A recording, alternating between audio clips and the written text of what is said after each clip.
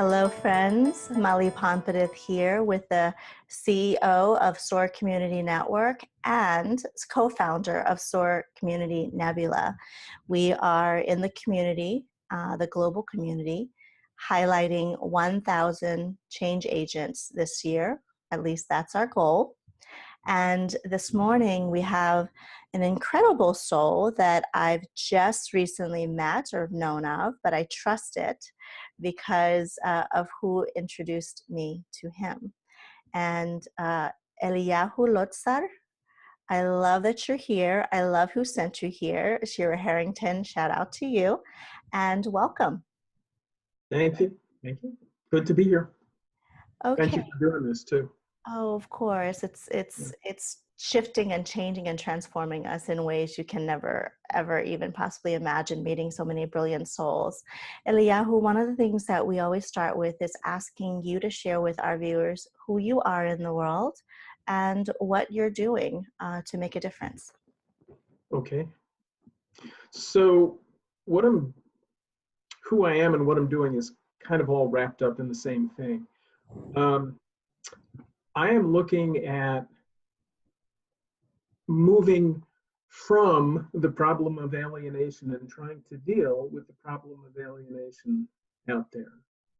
To me, it's one of the bottom causes of all trouble, because by rights, we should be living joyous, happy, exciting, and peaceful lives full of connection, full of relationship that just makes life so rich. And I look around and I see people going about their day, certainly at work, which is my focus, people at work.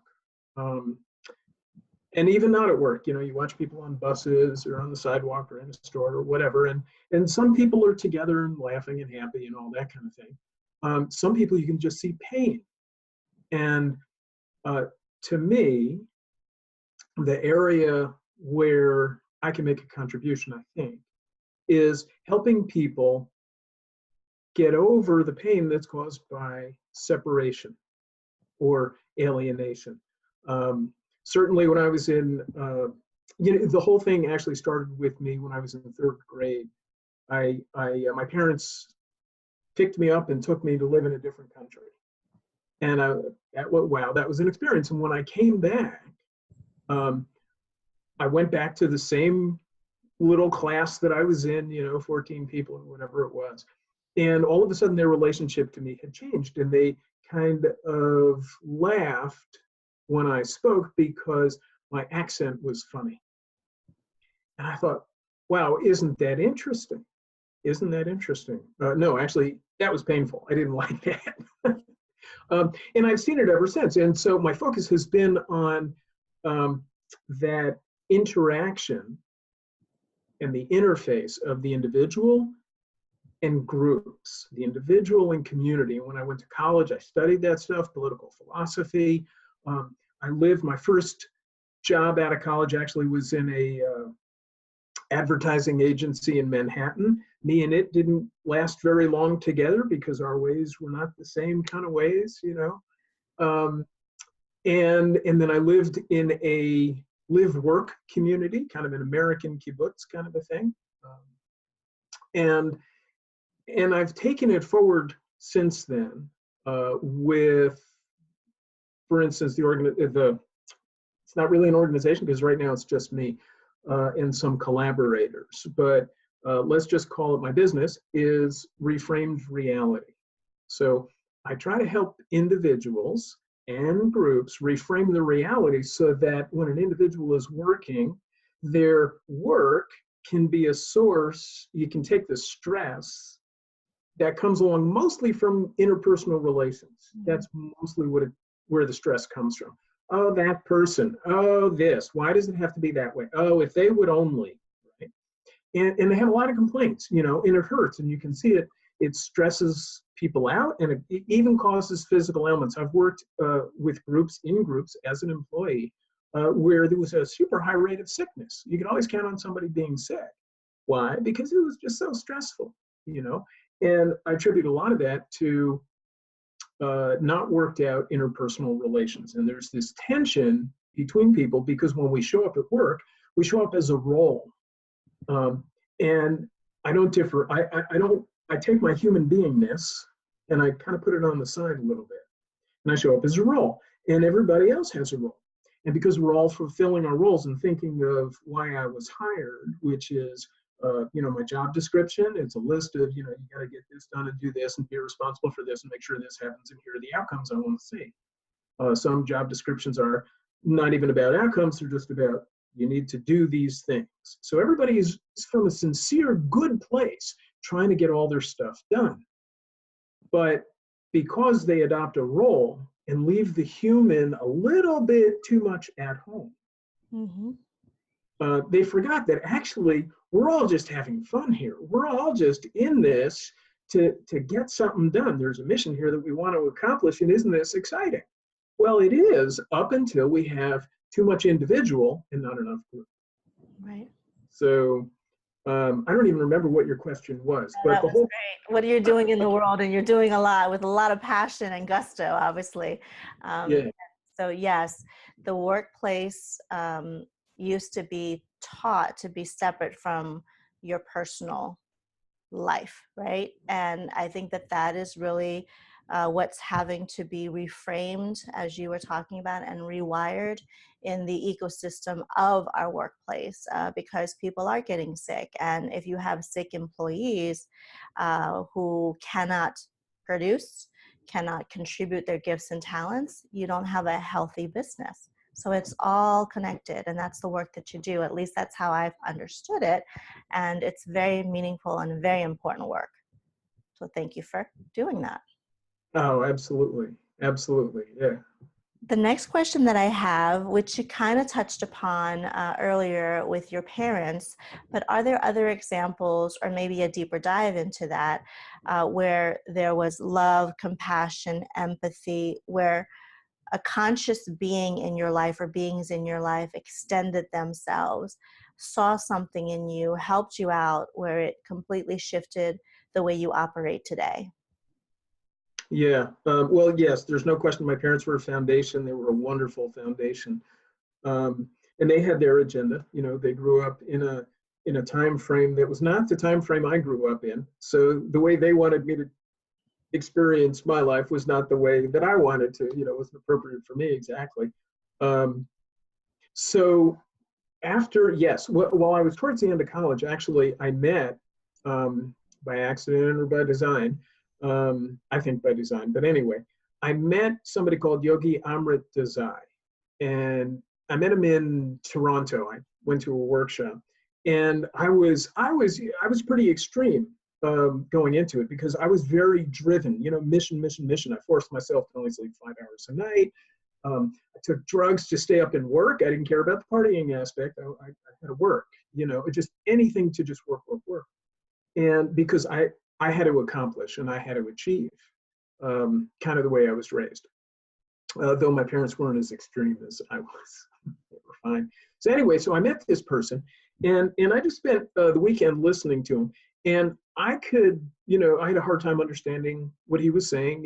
He had the Indian accent that I hadn't been used to, and everything like that. But at the end of it, I found that I actually literally saw the world differently.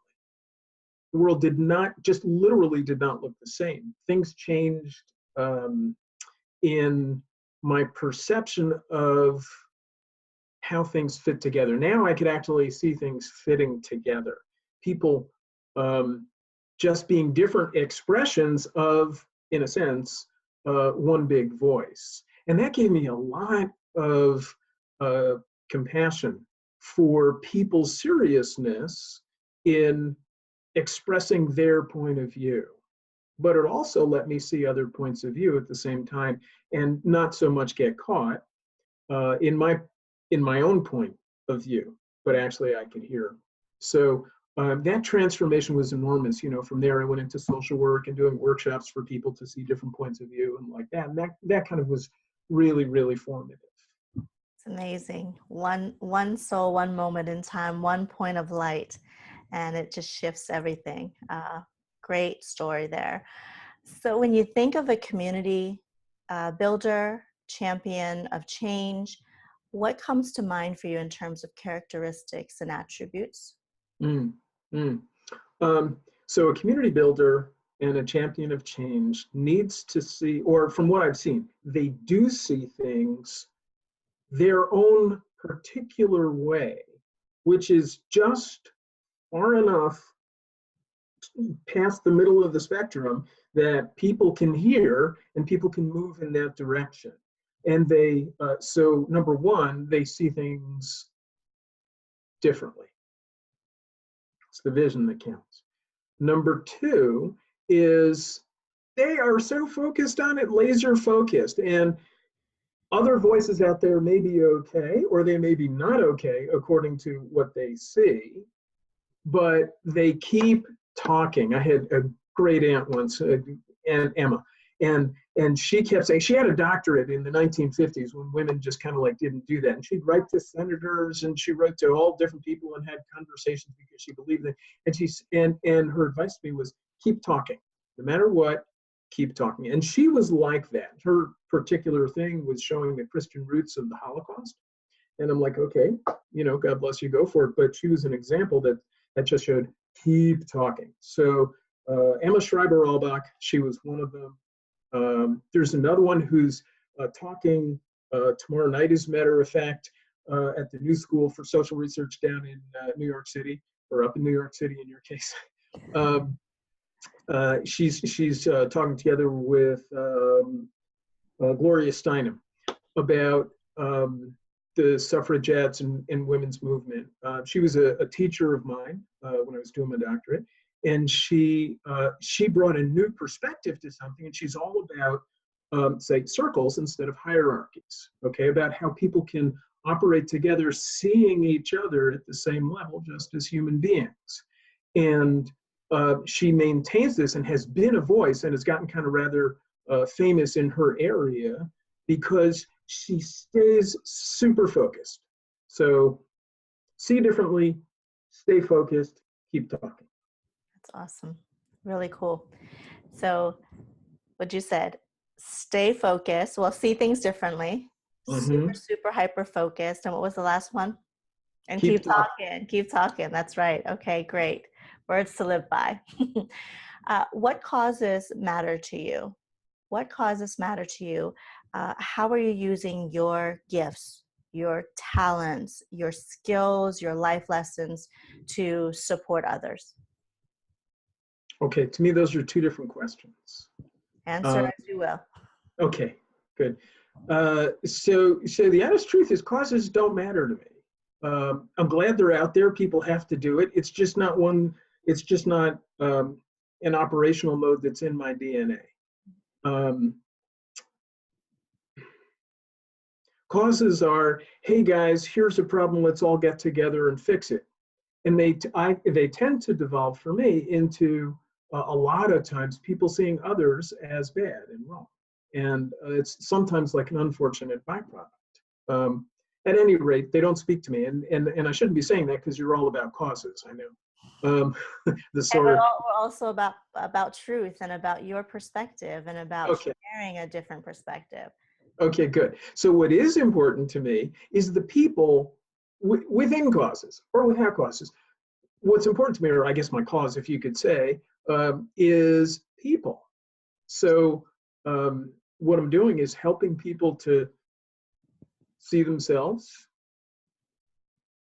and to move on from there, to get over whatever is blocking their lack of satisfaction.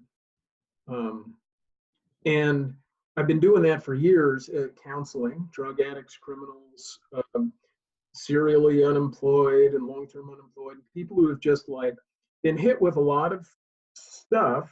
Sorry about that noise there. Been hit with a lot of stuff that they need to overcome. And I'm looking for you on my screen. Sorry, you went away for a second. Are you still there? I'm still here. You're good. I see you fine.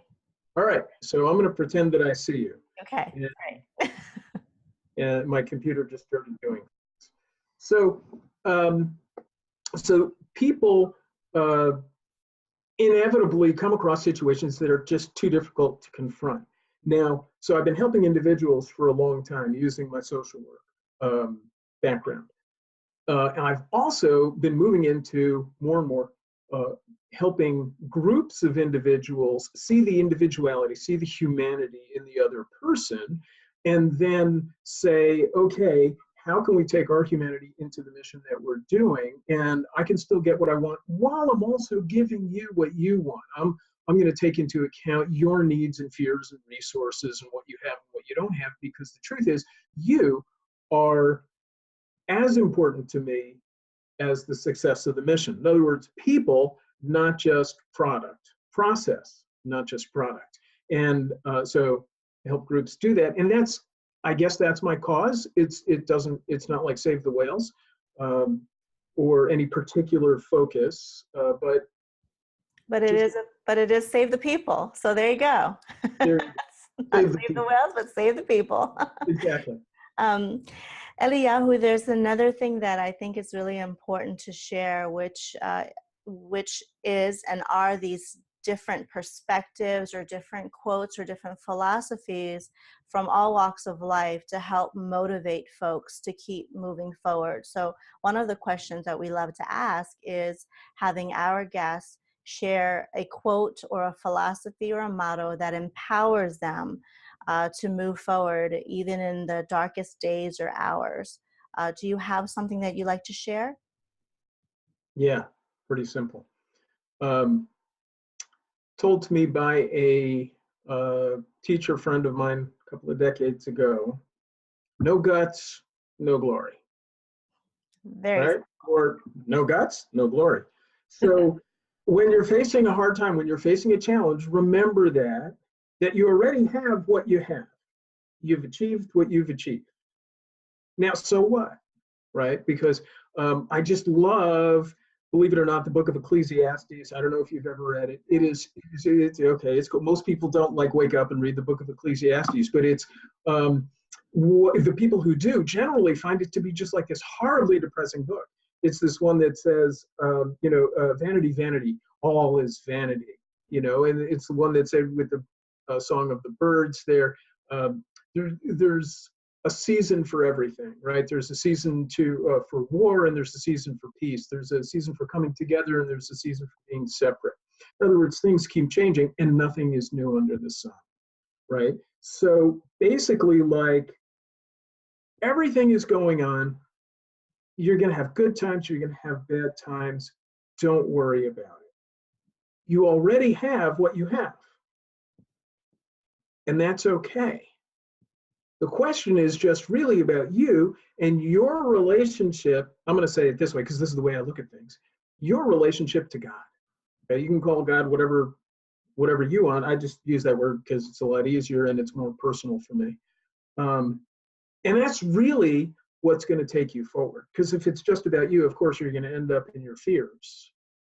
And you're going to see the circumstances that surround you that always happen. There's always going to be pain after you've had pleasure.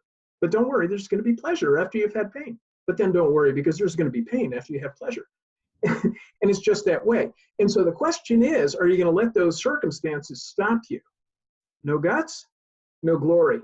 The more you just remember that if you apply your guts and you go through whatever those circumstances are, there is more glory on the other side. There's more wonderment, there's more power, there's more love, there's more truth, there's more joy, there's more life. There's just more life. So a lot of talking, no guts, no glory. What does a better world look like through your eyes?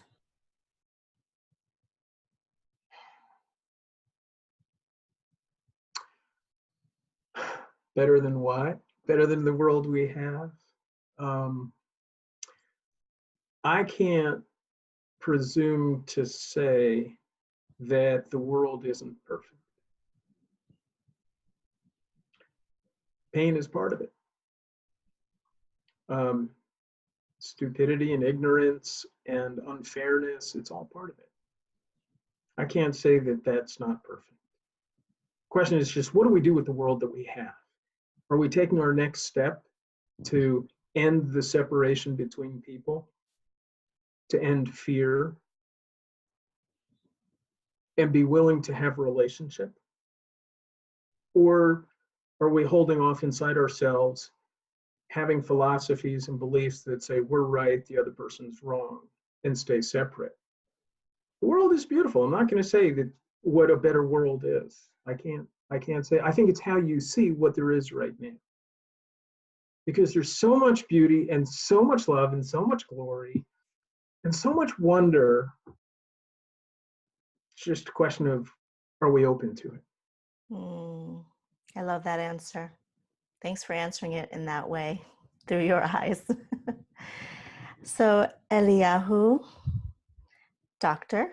Eliyahu Lotzar, can you please let people know how they can connect with you and learn more about you and learn more about the great work that you do in the world? Okay. How to connect with me? Connect with me on LinkedIn. I'm the only Eliyahu Lotzar there. Or go right to my website, reframedreality.com. It's with a D at the end of reframe, so reframedreality.com. You can fill something out there. But if you want to have a conversation, just shoot me an email, EYL@reframedreality.com, or give me a call. Use my cell phone. It's area code 201-306-0528. Thank you so much. Thank you for being a part of this global initiative to feature and spotlight some really awesome human beings walking this earth. Thanks for being one of them. Thank you. Thank you for being one of them too. You're awesome. All right, for those that are watching, you met another awesome change agent that we brought to you today. I hope you got a lot out of it. We really appreciate his insights. Very inspiring, empowering shifts and different perspectives. I learned a lot as well today, so I hope that you did as well. If you would like to nominate someone in your life that's making an impact or an imprint in a meaningful way, please nominate them. If you'd like to learn more about our Nebula platform and how to become a member to our SOAR Community Nebula, please visit nebula.soar, communitynetwork.com. Thank you so much, and we'll talk to you all real soon. Bye for now.